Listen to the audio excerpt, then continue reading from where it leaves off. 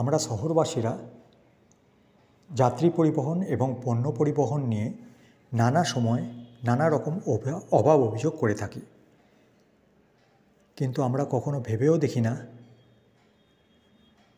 সন্দেশখালি, ধামাখালি, গোসাবা এইসব এরিয়াতে যাত্রী পরিবহন এবং পণ্য পরিবহন কতটা বিপদসংকুল। সন্দেশখালিতে বিডিও অফিস, সন্দেশখালি থানা, এগ্রিকালচার অফিস আছে। এই সন্দেশখালিতে যেতে গেলে ধামাখালি থেকে ফেরিঘাট থেকে খেয়া যোগে সন্দেশখালি যাওয়া যায়। ঠিক তেমনই ধামাখালি ফেরিঘাট থেকে জেলেখালি ও তুষখালি এইসব জায়গায় যেতে গেলে বিপদসংকুল খেয়া পারাপারই একমাত্র অবলম্বন।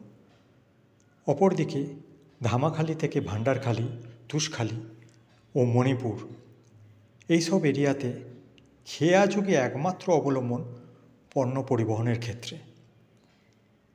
নিত্যদিন এইসব এরিয়ার যাত্রীরা জীবন হাতে নিয়ে খেয়া পারাপারের মাধ্যমে এক স্থান থেকে অন্য স্থানে যায় বা এক স্থান থেকে অন্য স্থানে জিনিসপত্র নিয়ে যাওয়া করে।